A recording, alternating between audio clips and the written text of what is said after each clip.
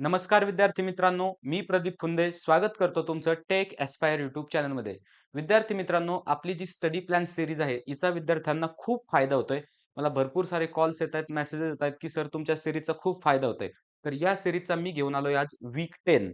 I hope तुम्ही previous जे पूर्ण टास्क असतील, पूर्ण वीकली आपण जे टास्क प्रोव्हाईड करतोय, ते कव्हर केले असतील आणि जर ते कव्हर केले नसतील, तर अगोदर ते कव्हर करा आणि त्याच्यानंतर वीक 10ला सुरुवात करा. तर आता आपण पाहणार आहोत, की आजपासून आपल्या अपकमिंग वीकपर्यंत आपण काय सिलेबस कव्हर करणार आहोत. आता वेळ न घालवता आपण व्हिडिओला सुरुवात करूया.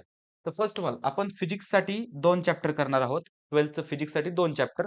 त्याच्यानंतर 12च्या केमिस्ट्रीसाठी 1 चॅप्टर करणार आहोत आणि मॅथेमॅटिक्ससाठी 1 चॅप्टर करणार आहोत. त्याचबरोबर आपण 11चं फिजिक्स काहीच करणार नाहीत, कारण आपला फॉर्म्युला तुम्हाला माहिती आहे. कोणता फॉर्म्युला?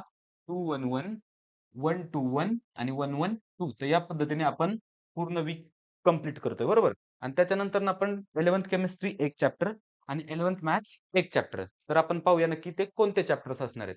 तर विद्यार्थी मित्रांनो, पहिला चॅप्टर म्हणजे फिजिक्सचा आपला 13वा चॅप्टर जो आहे एसी सर्किट्स. खूप महत्त्वाचा चॅप्टर विद्यार्थी मित्रांनो आणि याच्यामध्ये तुम्हाला काय करायचंय? तुम्हाला फक्त एक सर्किट सॉल्व्ह करायचंय.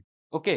आता ते सर्किट कोणतं असणार आहे? तर एक तर ते प्युअरली रेझिस्टिव्ह सर्किट असतं किंवा प्युअरली इंडक्टिव्ह सर्किट असू शकेल किंवा प्युअरली कॅपॅसिटिव्ह सर्किट असेल किंवा आर-एल सर्किट असू शकतं, एल-सी सर्किट असू शकतं किंवा आर-एल-सी सर्किट असू शकतं. जास्त चान्सेस असतात आर-एल-सी सर्किट येण्याचे. आर-एल-सी सर्किट म्हणजे काय थोडक्यात, की ज्याच्यामध्ये रेझिस्टन्स पण आहे, इंडक्टर पण आहे आणि कॅपॅसिटर पण आहे. आता याच्यामध्ये काय करायचं तुम्हाला, फक्त जे फॉर्म्युले आहेत. आता हां, महत्त्वाचं म्हणजे काय, तुम्हाला फेजर डायग्राम ड्रॉ करता आली पाहिजे. फेजर डायग्राम म्हणजे काय, डायरेक्शन वगैरे म्हणजे भरपूर सारं त्या बुकमध्ये दिलंय. तुम्ही directly book as it is refer करा. फेजर डायग्राम तुम्हाला ड्रॉ करता आली पाहिजे. त्याच्यानंतर ना जे फॉर्म्युले आहेत, आता मी तर सगळ्याच फॉर्म्युलेचे नावं काही लिहिले नाही. पण इम्पेडन्सचा फॉर्म्युला, आर-एम-एस व्हॅल्यूचा फॉर्म्युला, पॉवर फॅक्टरचा फॉर्म्युला, फेज अँगलचा फॉर्म्युला, करंटचा फॉर्म्युला, व्होल्टेजचा फॉर्म्युला, सगळे फॉर्म्युले तुम्हाला पाठ करायचे आहेत. Okay. Capacitive reactance, inductive reactance यांचा फॉर्म्युला, सगळे फॉर्म्युले तुम्हाला व्यवस्थित करायचे आहेत. आणि त्याचबरोबर एक महत्त्वाची गोष्ट तुम्हाला लक्षात ठेवायची ती म्हणजे ज्यावेळेस समजा तुम्हाला एम-सी-क्यू दिला जाईल, तर त्याच्यामध्ये जास्त करून मिली हेनरीमध्ये तुम्हाला इंडक्टन्स दिला जाईल. ओके. तर तो तुम्हाला हेनरीमध्ये कन्व्हर्ट करावा लागेल. तो कसा करायचा? जो दिलेला मिली हेनरीमध्ये आहे, तर त्याला 10⁻³ ने ते मल्टिप्लाय करायचं आणि त्याच्यानंतर जर मायक्रो फॅरडमध्ये कॅपॅसिटन्स दिला असेल, तर त्याला तुम्हाला 10⁻⁶ ने काय करायला लागेल? मल्टिप्लाय करायला लागेल. त्यावेळेस तो फॅरडमध्ये होईल. म्हणजे जे लक्षात ठेवा, इंडक्टन्स असो, इंडक्टन्स तुमचा ऑल्वेज हेनरीमध्ये पाहिजे, कॅपॅसिटन्स फॅरेडमध्ये पाहिजे आणि रेझिस्टन्स हा ऑल्वेज तुमचा ओहममध्ये पाहिजे. ओके. कोणतंही कॅल्क्युलेशन करायचं असेल, तर सर्वप्रथम तुम्हाला युनिट चेक करायचे तर आणि त्याच्यानंतर ना आपले फॉर्म्युले जे स्टँडर्ड फॉर्म्युले आहेत, ते व्यवस्थित पाठ करायचे. आता बोर्डसाठी तुम्हाला फॉर्म्युला डिराईव्ह करायला पण येऊ शकतो. पण सी-ई-टीसाठी हे स्टँडर्ड फॉर्म्युले तुम्ही पाठ करा. तर फर्स्ट ऑफ ऑल सर्किट कसं असतं, तर मी तुम्हाला 1-2 मिनिटात सांगतो फक्त. सर्किट कसं असतं, नॉर्मली या पद्धतीने तुम्हाला सर्किट दिलं जाईल. काय तर समजा इथं रेझिस्टर दिलं जाईल. ओके. त्याच्यानंतर समजा या ठिकाणी तुम्हाला रेझिस्टर दिलं जाईल. ओके. त्याच्यानंतर इथं तुम्हाला इंडक्टर दिलं जाईल आणि इथं एखादं कॅपॅसिटर दिलं जाईल. ओके. त्याला एखादी बॅटरी वगैरे कनेक्ट असेल आणि तिथं 220 व्होल्ट त्याच्यानंतर 50 हर्ट्ज फ्रिक्वेन्सी. ओके. या पद्धतीने तुम्हाला दिलं जाईल. याचा काहीतरी फिक्स तुम्हाला रेझिस्टन्स दिला जाईल. ओके. त्याच्यानंतर इंडक्टन्स दिला जाईल आणि कॅपॅसिटन्स दिला असेल. तुम्हाला त्याच्यावरून भरपूर सारे कॅल्क्युलेशन डिराईव्ह करावं लागतात. तुम्ही as it is book refer करा. बुकवरचं जर नसेल समजा तुम्हाला, तुम्ही YouTubeला सर्च केलं, तुम्हाला प्रत्येक याच्यावर सेपरेट व्हिडिओ मिळतील. आणि हा टॉपिक अजून महत्त्वाचा काय आहे, तर फर्स्ट इयरला तुम्हाला एक सब्जेक्ट असतो. कोणत्याही युनिव्हर्सिटीमध्ये जरी गेले तुम्ही, तर BEE म्हणजे बेसिक इलेक्ट्रिकल इंजिनिअरिंग नावाचा सब्जेक्ट असतो. तर त्याच्यामध्ये स्पेशल हे युनिट आहे एसी सर्किट. सो तिथं तुम्हाला करायचंय. आधीपासूनच करा. सी सुद्धा ते तुमच्या खूप कामी येणार आहे, कारण वेटेज भरपूर आहे या चॅप्टरला. बरं. त्याच्यानंतर नेक्स्ट चॅप्टर कोणता आहे आपला? तर आपला जो नेक्स्ट चॅप्टर आहे, तर तो आहे dual nature of radiation and matter. बरं. जास्त थिअरेटिकल हा चॅप्टर आहे. हां, थोडे डेरिव्हेशन याच्यामध्ये आहेत. कोणते डेरिव्हेशन येतं? तर फोटो इलेक्ट्रिक इफेक्ट याचं डेरिव्हेशन आहे. आइन्स्टाईन फोटो इलेक्ट्रिक इफेक्ट त्याचं डेरिव्हेशन आहे. त्यानंतर de Broglie hypothesis. De Broglie हायपोथेसिसचं तुम्हाला ते डेरिव्हेशन आहे. त्याच्यानंतर काय? डॅव्हिन्सन्स आणि ग्रेमर्स एक्सपेरिमेंट, तर त्याचं डेरिव्हेशन पण तुम्हाला आहे. ओके. त्याच्यानंतर काय? तर याच्यामधला सगळ्यात महत्त्वाची गोष्ट म्हणजे काय?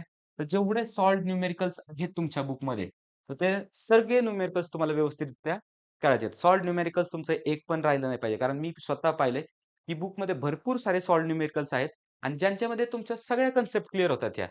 बरोबर आहे. त्याच्यामुळे एक पण न्यूमेरिकल स्किप नाही करायचं. जर एखादं न्यूमेरिकल वगैरे येत नसेल, तर इंटरनेटची हेल्प घ्या आणि त्याच्यावर तुम्ही सर्च करून ते व्यवस्थितरित्या सॉल्व्ह करू शकता. बरं.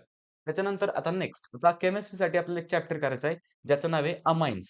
ओके. अमाईन्समध्ये काय करायचं आपल्याला?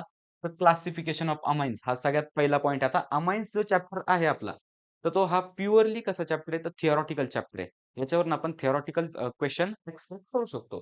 तर अमाईन्समध्ये काय? क्लासिफिकेशनमध्ये primary amine, secondary amine, tertiary amine इथपर्यंत तुम्हाला पाहायचंय. त्याच्यानंतर तुम्हाला डिफरन्शिएट करायला लागेल, की प्रायमरी अमाईन कोणता, सेकंडरी कोणता आणि टर्शियरी कोणता. आता याच्यावर क्वेशन कसा येऊ शकतो सीईटीमध्ये पहा. याच्यामध्ये सीईटीला क्वेशन येऊ शकतो, की which of the following is a primary amine. बरोबर? तुम्हाला खाली 3 असे दुसरे कोणतेतरी ऑप्शन दिले जातील आणि म्हणजे 4 ऑप्शन दिले जातील. त्यापैकी एक कोणता तरी प्रायमरी अमाईन असेल तो तुम्हाला व्यवस्थित ओळखता आला पाहिजे. बरं. त्याच्यानंतरनं काय तर नॉमेनक्लेचर ऑफ अमाईन्स. सगळ्यात पहिले कॉमन नेम्स जे की ऑब्व्हियसली तुम्हाला माहिती असतील. पण महत्त्वाचं काय आहे तर आय-यू-पी-एस-सी नॉमेनक्लेचर. आय-यू-पी-एस-सी नॉमेनक्लेचर तुम्हाला व्यवस्थित करायचंय. आता बघा, आपण जे इथून मागे चॅप्टर्स पाहिले कीटोन, ओके कीटोनचा चॅप्टर पाहिला. त्याच्यानंतर कार्बोक्सिलिक ॲसिड, अल्डिहाइड्स, कीटोन्स हा चॅप्टर पाहिला. त्याच्यानंतर अल्कोहोल्स, फिनोल्स, इथर्स हा चॅप्टर पाहिला. प्रत्येक ह्याच्यामध्ये काय आहे आय-यू-पी-एस-सी नॉमेनक्लेचर तुम्हाला विचारलेलं आहे. सो जर तुम्हाला आय-यू-पी-एस-सी नॉमेनक्लेचर येत नसेल, तर एकदम बेसिक्सपासून सुरू करा. आय-यू-पी-एस-सी नॉमेनक्लेचर काय असतं किंवा कसं यूज केलं जातं, त्याचे रूल्स काय आहेत, ते एकदा चेक करा आणि मगच या टॉपिकला तुम्ही हात घाला. आता त्याच्यानंतर काय प्रिपरेशन ऑफ अमाईन्स. आता खूप मोठा टॉपिक आहे प्रिपरेशन ऑफ अमाईन. त्याच्यामध्ये काय तर भरपूर साऱ्या रिएक्शन्स दिल्यात बरोबर. आता रिएक्शन्स कशा अभ्यास करायचा रिएक्शन्सचा? तर पहा रिएक्शनचा अभ्यास करत असताना रिएक्शन पाठ करून उपयोग नाही. रिएक्शन आपल्याला घ्यायची असते समजून.